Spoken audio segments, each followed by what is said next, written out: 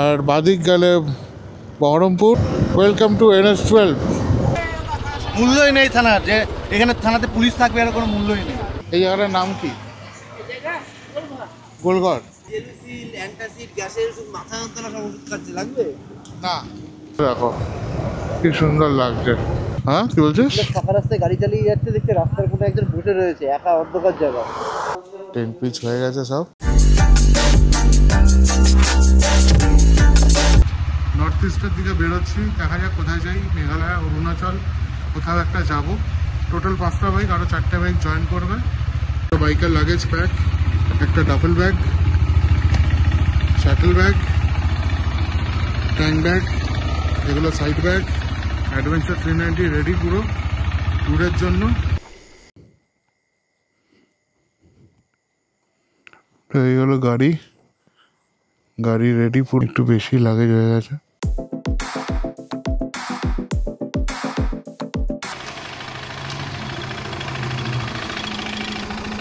কি খবর?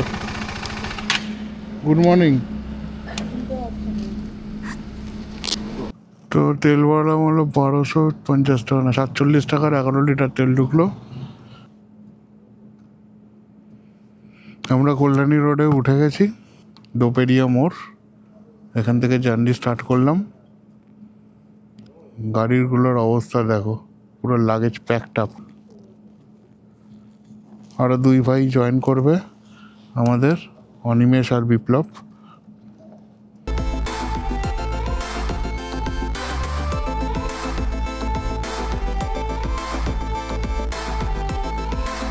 আমরা এখন পলতা পৌঁছে গেছি। এবার আরও 2টো ভাইয়ের সঙ্গে মিট করে এগোবো। সেই 12টা 12:30টার সময় বেরোনোর কথা ছিল, সেটা এখন 3:30 বাজে অলমোস্ট। 3:30টার সময় হাইওয়ে, মানে 3টের সময় বেরিয়েছি, 20-25 মিনিট হয়েছে হাইওয়েতে উঠলাম। তো বাকি 2 ভাই চলে এসছে। তো এখন আমরা টোটাল 5টা বাইক,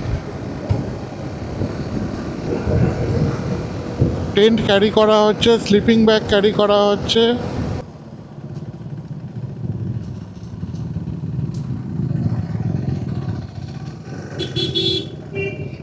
এটা হলো বড় জাগুলির কাছে।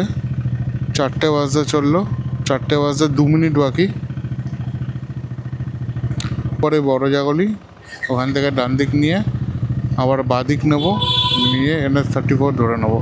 এখান থেকে বড় জাগুলি আর হয়তো 5 থেকে 10 কিলোমিটার হবে।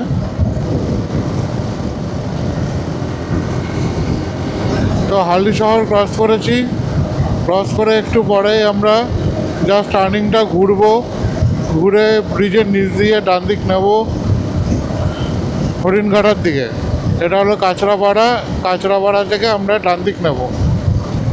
ডান দিক ব্রিজের নিচ দিয়ে ছিল। চল সামনে থেকে ঘুরিয়ে নাও।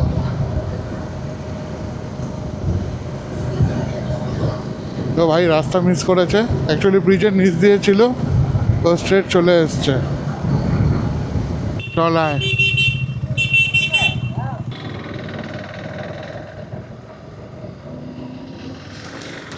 তো আমরা উঠে গেলাম এখন হরিণঘাটার রাস্তায়। এদিকের রাস্তা তো ভালো হচ্ছে, বাট ডালখোলার পরের থেকে শুনছি রাস্তা খারাপ। এখন বাজে 4:19। আমরা NH34 ধরবো অলমোস্ট। সোজা গেলে গাইঘাটা, আর বাদিক গেলে বহরমপুর, আর ডান দিক গেলে কলকাতা। এখান থেকে কৃষ্ণনগর 58 কিলোমিটার, চাকদা 15 কিলোমিটার, কল্যাণী মোড় 2 কিলোমিটার। Welcome to NH12।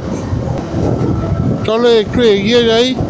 এই গ্লাভসগুলো ঠান্ডা হয়ে গেছে, গ্লাভসগুলো চেঞ্জ করব আর উইন্টার লাইনারটা পরবো। এখন বাজে হলো 4:42। আমরা এসছি অলমোস্ট 62 কিলোমিটার এখন অবধি।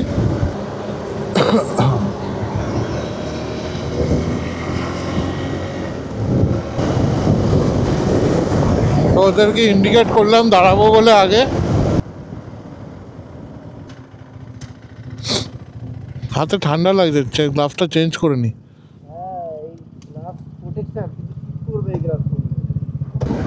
আর এই উইন্টার গ্লাভসটা পরলাম, নর্মাল, এটা রাইডিং গ্লাভস না, নর্মাল গ্লাভস। তো যা রাস্তাটা দেখো ভাই, এখান থেকে বেরামপুর 109 কিলোমিটার, কৃষ্ণনগর 19 কিলোমিটার। তো বাইক হলো আজকের হলো ডমিনার আছে দুখানা পরপর, তারপরে হলো অ্যাপাচে, তারপরে হলো RS 200, আর লাস্টে আমি অ্যাডভেঞ্চার 390। এই না হলো রাস্তা, লাগছে দেখো, জাস্ট অসম, জাস্ট অসম। সব পরপর যাচ্ছে।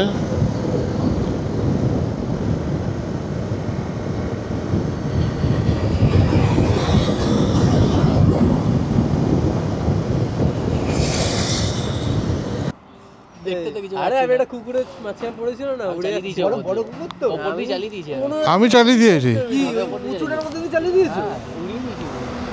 ও উঠেছে, আমিও উঠে গেছি।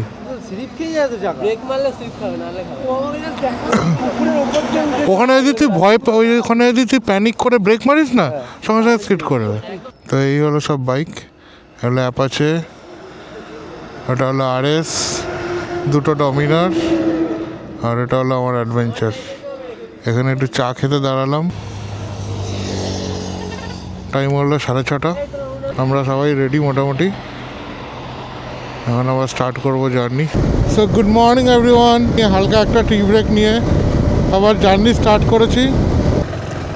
তো সিংঘাটা বলে একটা জায়গা রয়েছে, এখানে লম্বা জাম, জানি না কেন,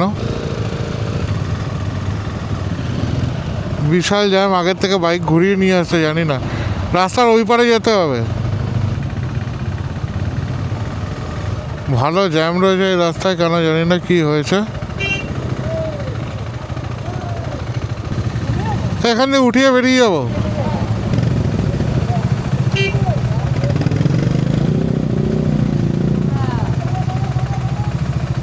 গতেশ্বর জায়গাটার নাম। এখানে রাস্তা ব্লক, পুরো দেখো জ্যাম, কি অবস্থা, দুদিক দিয়ে গাড়ি আটকে রয়েছে, যেতেও পারছি না। আমরা কোনো রকম এটাকে টপকে আসলাম। বাইক মনে হয় ছাড়ছে, বাইক মনে হয় ছাড়ছে। হ্যাঁ বেরিয়ে যাই, চ। হ্যাঁ, মূল্যই নেই থানার, যে এখানে থানাতে পুলিশ থাকবে এর কোনো মূল্যই নেই। তো এখানে অ্যাক্সিডেন্ট হয়েছে সকাল 5:30টার সময়। পুলিশকে ইনফর্ম করা হয়েছে সঙ্গে সঙ্গে, বাট আসেনি। 5:30 থেকে এতক্ষণ 6:45, এখন পুলিশ এসছে। সামনের MLA চলে এসেছিলো, বাট পুলিশ তখনও এসে পৌঁছায়নি। 2 কিলোমিটার দূর থানা এখান থেকে। তো ওই জন্য এখানে অবরোধ করেছে এরা, পুলিশকে জবাব দিতে হবে।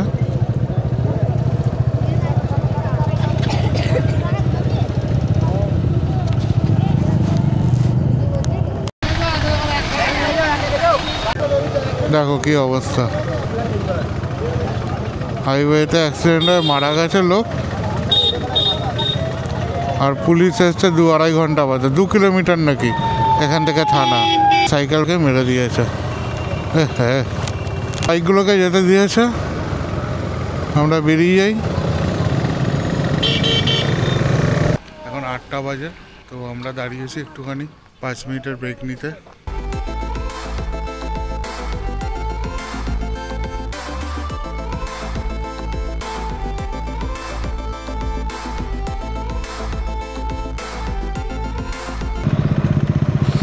তো আমরা এখন বহরমপুর বাইপাস উঠলাম, জাস্ট 8টা বাজে 3 মিনিট বাকি, বহরমপুর ঢুকলাম। আমি আর অর্ঘ একটু স্পিডেই চালিয়ে এসেছি, কারণ ঘুম পাচ্ছিল আস্তে আস্তে চালাতে। তো বাকি 3 জন আসুক, তারপরে একটু চা খেয়ে বেরোবো। বহরমপুর বাইপাস হওয়ার আগে যে রাস্তাটা ধরতে হতো, সেই রাস্তাটা থেকে একটু এগিয়ে এসে আমন্ত্রণ ফ্যামিলি রেস্টুরেন্ট অ্যান্ড ধাবা, ওখানে চা খেলাম, চাটা ভালো ছিল। এখন বেরোবো এখান থেকে, বহরমপুর হাইওয়ে ধরবো। এখান থেকে ডালখোলা হলো 261, মালদা হলো 135, বহরমপুর হলো 7 কিলোমিটার। 9টার সময় বহরমপুর বাইপাস ধরলাম। রাইডের একদম ওয়েদার স্টার্ট, শীতকাল পড়ে গেল, এখন রাইড করতে অসাম লাগে। নর্থ বেঙ্গল, নর্থ ইস্ট, ওই সাইডে এখন কত রাইডার যাচ্ছে দেখো। এই সময়টা তো ভালো লাগে রাইড করতে। তো সবাই যাচ্ছে ঘুরতে এখন। তো ব্রেকফাস্ট করতে দাঁড়ালাম জাগিরথী ধাবাতে, ফারাক্কার একটু আগে। এই বাইকগুলো পার্ক করা হয়েছে এখানে, আর পাশে একটা ইন্ডিয়ান অয়েলের পেট্রোল পাম্প আছে। আর ফুয়েল রেঞ্জ দেখাচ্ছে 130 থেকে 140 কিলোমিটার। মালদা ঢুকে বা মালদা ঢোকার আগে রিফুয়েল করব। চলো ব্রেকফাস্ট করে নিই। ব্রেকফাস্টে আমরা অর্ডার করেছি রুটি আর চানা মশলা, আর বাকি দুজন অর্ডার করেছে এখন ভাত আর মাছ খাবে। 4 জনের 2টো চানা মশলা আর ডিম ভুর্জি আর রুটি বলা হয়েছে। 52 কিলোমিটার ফারাক্কা এখান থেকে। এখানে রিফিল করিয়ে নেবো। অ্যাডভেঞ্চারে একটা সমস্যা, তেল ভরা মাঝখানে রড থাকে। অটো কাটা ছেড়ে দেবে বাস। হ্যাঁ, 957.43, 9 লিটার তেল ঢুকলো। এখন ফারাক্কা ব্যারেজ ঢুকলাম, বাজে হলো 1:04। কি অসম লাগছে দেখো একবার। তো ফারাক্কা ক্রস করে দাঁড়ালাম, একটু কফি খাবো। তো কালিয়াচকের জ্যামে আটকে রয়েছি, যাওয়া যাবে?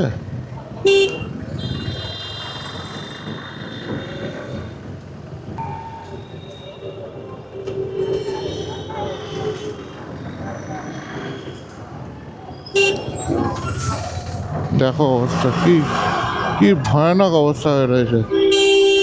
এই জায়গাটার নাম কি? গোলঘর। আচ্ছা, তো মালদা ক্রস করে এসে গোলঘরে এসে দাঁড়ালাম একটু। কি খাচ্ছিস? না। তো বাজে এখন 4:01, আর এই ডালখোলা বাইপাসে উঠলাম। ওয়াও, জায়গাটা দেখো কি সুন্দর।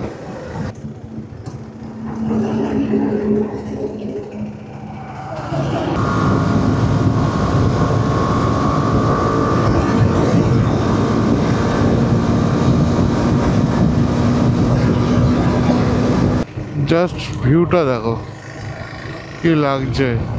আমি আছি এখন ডালখোলা বাইপাসে, এখন বাজে 6:05। পুরো কমলা হয়ে রয়েছে আকাশটা, আর দূরে ওই ভিউটা দেখো কি সুন্দর লাগছে।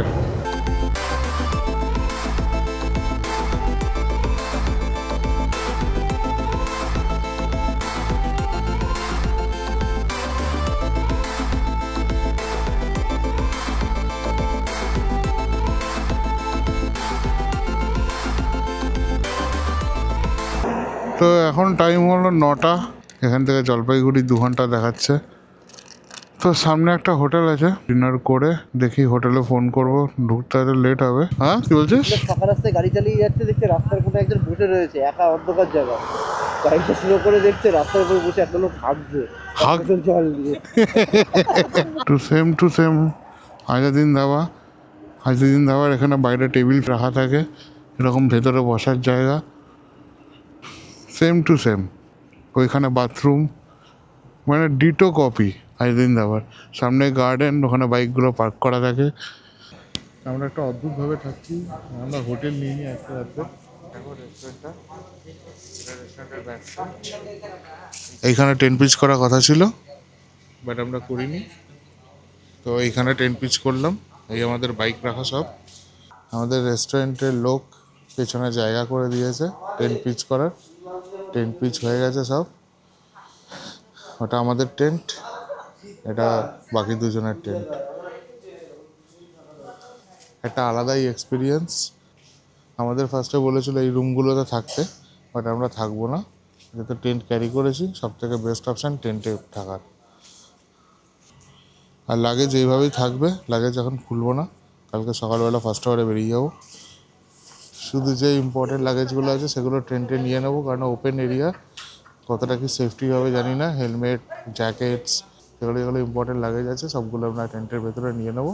ঘুমিয়ে পড়বো আজকে রাত্রের জন্য, কালকে সকালবেলা উঠে ফ্রেশন আপ হয়ে তাড়াতাড়ি বেরিয়ে পড়বো। চলো, এখানে ব্লগটা এন্ড করলাম। Stay safe, stay happy. চলো, বাই।